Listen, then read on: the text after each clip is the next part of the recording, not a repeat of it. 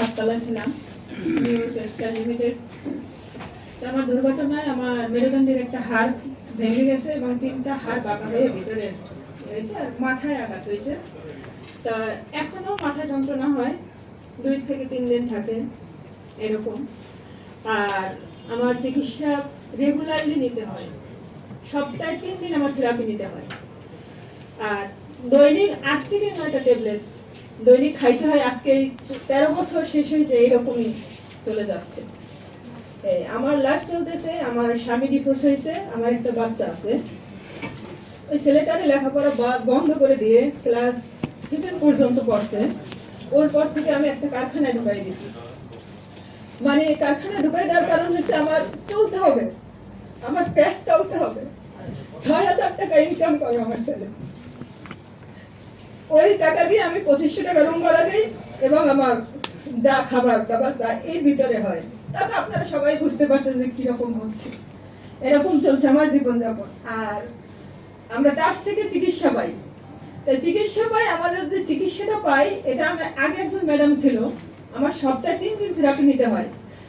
এখন একজন পুরুষ নেওয়া হয়েছে, কিন্তু পুরুষটা আমার এই জায়গা থেকে আপনাদের না দেখাইলে বুঝবেন না। এই যে এই থেকে মানে এই পর্যন্ত সমস্ত জায়গাটা আমার শক্ত, মানে এতটা শক্ত যা বলার মতো না। এখন এই থেকে মানে ডাইন সাইডের নামে এবং ডাইন সাইডের পা দিয়ে আমি পাড়া দিতে পারি না। তো ওই জন্য আমার থেরাপি নিতে হয় সপ্তাহে 3 দিন। এখন ওই পুরুষ মানুষটার কাছে আমি কিভাবে মেসেজ করব, এটা আপনাদের কাছে আমার এখন আমি এটা অবজেকশন জানাইছি। আমাদের স্যার আছে, তার কাছে আমি লিখিত ডকুমেন্টস পর্যন্ত দিয়েছি যে স্যার আমার খুব সমস্যা, এর ভিতরে আমি বেশি অসুস্থ হয়েছিলাম, পপুলারেও যাই ডাক্তার দেখাচ্ছি নিজের টাকা দিয়ে। কিন্তু আমরা চাচ্ছি যে আমাদের এই চিকিৎসাটা যেন আমরা যে কোনো মেডিকেলে করতে পারি, এটা আপনাদের কাছে আমি এটা যে কোনো মেডিকেলে যেন আমরা করতে পারি। সরকারিতে আমাদের কাছে পাঠাইলে আমাদের সিরিয়াল দিয়ে আমাদের পক্ষে সম্ভব হয় না। আমি সিজদা দিয়ে নামাজ পড়তে পারি না, 5 কেজি ওয়েট জাগাইতে পারি না, আমি নিচে ঝাড়ু দিতে পারবো না।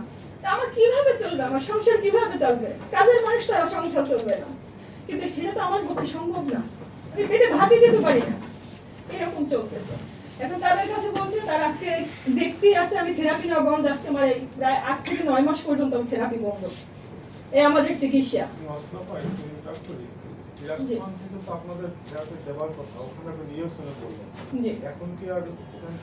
হ্যাঁ, ও জায়গা থেকে ওষুধ দিতেছে, কিন্তু ওই যে পুরুষ নিচে একজন পুরুষ নিচে, আমরা অবজেকশন জানাইছি যে পুরুষের কাছে আমরা থেরাপি নিতে পারতেছি না।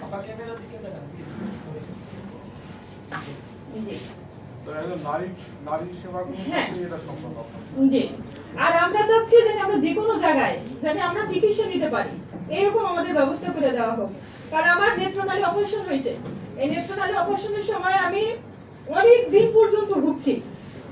কাছ থেকে কি করবে, মানে আমাদের অন্য জায়গায় চিকিৎসা করবো আমার টাকা দিয়ে, তারপর ওই কাগজ আইনে জমা দিলে 1 মাস পর তারা বিল দেবে, কিন্তু সেই টাকাটা আমার আগে জোগাড় করতে হবে, সেটা আমার পক্ষে সম্ভব হচ্ছে না। এই জন্য আমি প্রায় 9 মাস পর্যন্ত আমি চক্ষু নিয়ে বিভিন্ন হসপিটাল ঘুরছি, তারপরে আমি দিন করে তারপরে আমার চিকিৎসা হয়েছে। কিন্তু আমরা যদি এটা না ঘোরা লাগে, আমরা যদি যে কোনো জায়গায় গেলে আমরা চিকিৎসাটা পাই। আরেকটা মুদ্রা কথা হলো যে আপনার ছেলে একমাত্র সংসারে উপার্জন করে, জি, যার মাসে 6,000 টাকা, সেটা দিয়ে সংসার চলছে। ওনার বয়স, ছেলের বয়স 17 বছর। 17 বছর, তার মানে একজন শিশুর আয়ের উপর নির্ভর জি করে সংসার। জি। আর আমার ঢাকায় থাকতে হয়, আমাদের যে চিকিৎসা নিতে হয় এবং থেরাপি নিতে হয়, এই জন্য। আর আমাদের হচ্ছে ক্ষতিপূরণটা, আমাদের ক্ষতিপূরণটা যদি আমাদের যে টাকাটা আমাদের যে জমা আছে, এই টাকাটা যদি ওনারা দেয় আমাদেরকে, আমরা তো ভিক্ষা চাচ্ছি না সরকারের কাছে। আমরা যে আমাদের যে 128 কোটি টাকা আমাদের এই জায়গায় জমা আছে সংগীতে, সরকারের কাছে ফান্ডে জমা আছে, এটা থেকে কোনো 22 কোটি টাকা আমাদের হাত কাটা এবং পা কাটা তাদেরকে দিছে। কিন্তু অন্য যে টাকা আছে 1,06,00,000 টাকা আছে, এই টাকাগুলো আমাদেরকে দিয়ে ক্ষতিপূরণ দেয়, একটা পূর্ণবাসন করে দেবে। আমরা রানা প্লাজার যে ভিকটিম যে জায়গাটা আছে, ওই জায়গাটায় আমাদের একটা ভবন করুক বা একটা মার্কেট করুক, করে আমাদের এই ভিকটিমদের এটা সমস্ত এটা ই করুক, ক্ষতি একটা স্থান করে দেবে। এটা আমাদের বলবে 24 তারিখ যখন আসে তখন আমাদেরকে সবাই ডাকে, কিন্তু 24 তারিখ যখন শেষ হয়ে যায় তখন আর আমাদের কথা কেউ ভাবে না। আজকে এই যে ঈদের সময় নাসিমা নামের যে মেয়েটা মারা গেছে, হাই রে মিডিয়ার কত কিছু করছে যে নাসিমার ঘরে খাবার ছিল না, নাসিমা এটা করতে পারে না, ওটা করতে পারে না, কিন্তু নাসিমা মারা যাওয়ার পরে সবগুলো হচ্ছে। নাসিমার মতন আমরা হাজারো শ্রমিক আছি যে আমাদের ঘরে খাবার নাই, আমরা খেতে পারি না, আমরা চলতে পারি না। ডাক্তারের কাছে গেলে দেখলে তো তোমার শরীরে রক্ত নাই, কি করবো? সবজি বেশি বেশি খাবা বলতেছে, সবজি সবজির যে দ্রব্যমূল্যের যে দাম, এটা কি আমার পক্ষে কি সম্ভব? আপনাদের কাছে বলতে চাই, ৬,০০০ টাকা ইনকাম করে এই টাকা দিয়ে কি খাওয়া সম্ভব?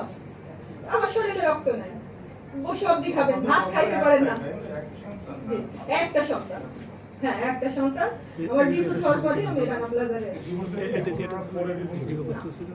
হ্যাঁ 3 মাস আগে divorce দিয়েছি।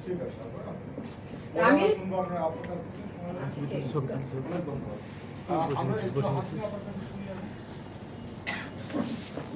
আসসালামু আলাইকুম।